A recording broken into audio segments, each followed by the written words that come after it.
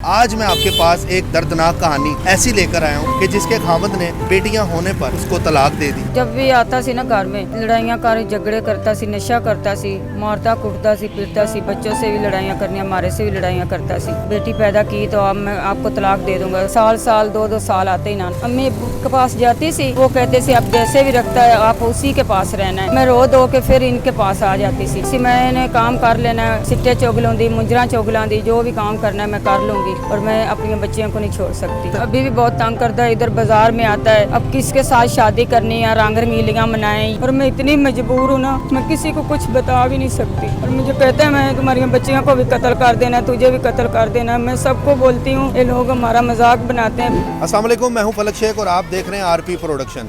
ناظرین، بیٹیاں جو ہیں وہ اللہ کی رحمت ہوتی ہیں۔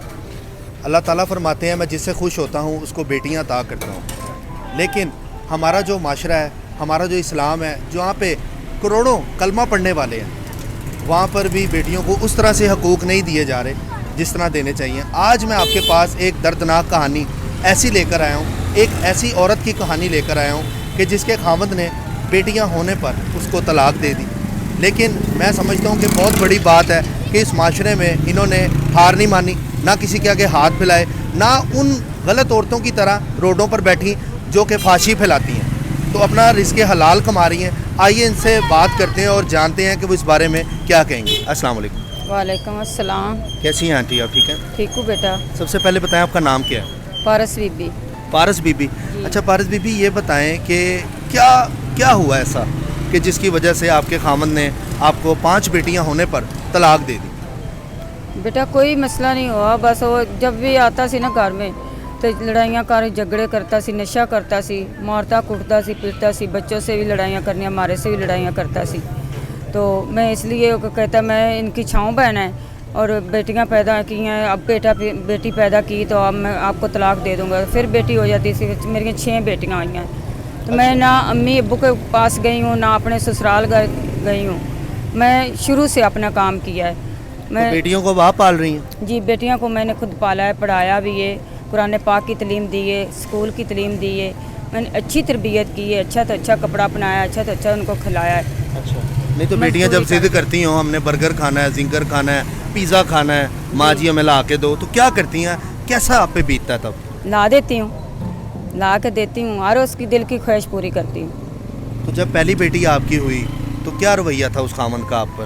محبت ویسے ہی تھی کہ تب بھی اس نے مارا پیٹا تھا آپ کو؟ نہیں، چلا جاتا سی، چھوڑ کے چلا جاتا سی، امی کے پاس چھوڑ کے کراچی چلا جاتا سی، سال دو سال آتے ہی نہ خرچہ دینا، نہ بچیوں کو پوچھتا سی، نہ کپڑا، نہ جتی، کچھ بھی نہیں، امی کے پاس میں رہتی سی۔ تو آپ نے اس کو شرم بھی نہیں دلائی کہ یار یہ تمہاری بیٹی ہیں، اس کو تم نے دیکھنا ہے؟ بس اس میں کو اپنے تھوڑا ہدایت بھی نہیں آپ نے تھوڑا سا کہنا تو تھا نا، اس کو ڈانٹنا تو تھا؟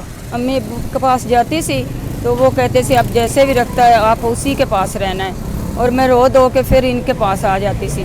میں کہتی سی میں نے کام کر لینا، سٹے چگلوں دی، منجراں چگلاں دی، جو بھی کام کرنا ہے میں کر لوں گی، اور میں اپنی بچیوں کو نہیں چھوڑ سکتی۔ اچھا مجھے یہ بتائیں کہ یہ جو آپ پکوڑے لگا رہی ہیں، ٹکیاں لگا رہی ہیں روڈ کے اوپر، جی، گزارا ہو جاتا ہے؟ 5 بیٹیوں کو پال لیتی ہیں؟ بہت مشکل ہی ہوتا ہے کبھی۔ وہ پڑھتی ہیں بیٹیاں؟ جی، بیٹیاں پڑھتی ہیں، ایک 10 پڑھی ہے، ایک 12 پڑھی ہے، ایک 8 پڑھی ہے، 2 بیٹیوں کی شادی بھی کر دی ہے، اچھا، اور 3 بیٹیاں میریاں پڑھ رہی ہیں۔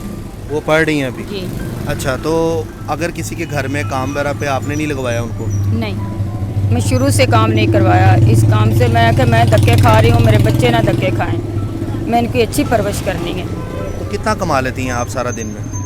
اللہ کا شکر ہے، شکر الحمدللہ، میں 1000 800 900 بچ جاتا ہے، خرچہ نکال کے میرے کو 800-900 روپیہ بچتا ہے۔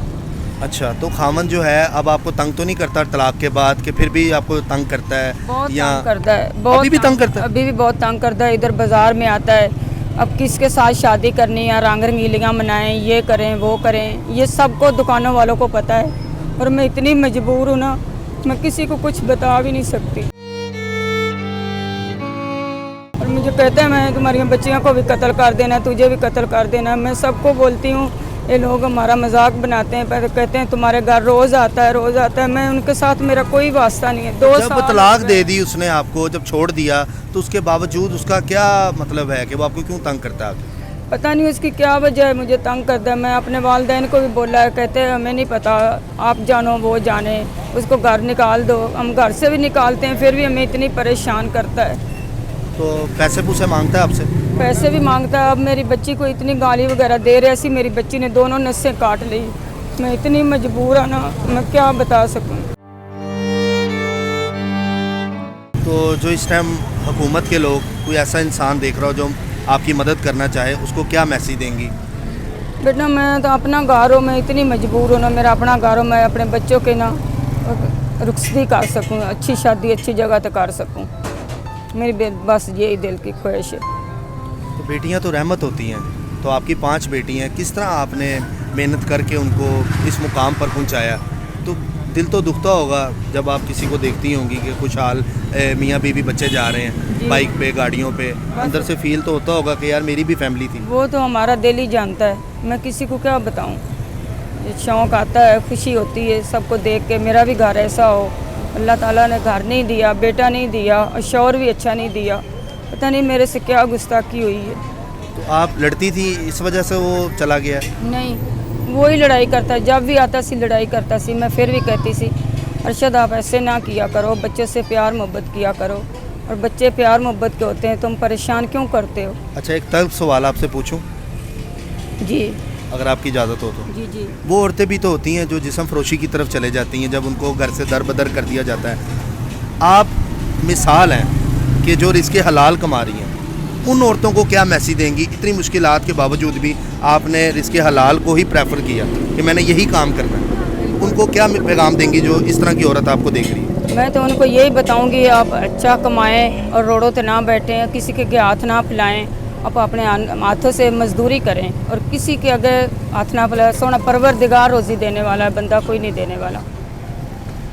तो नाज़रीन, आपने देखा कि ये है पारसा बीबी की कहानी। इस तरह की कितनी पारसा होंगी जो मजबूर होंगी, बेबस होंगी, रोडों पर इसके हलाल कमा रही होंगी।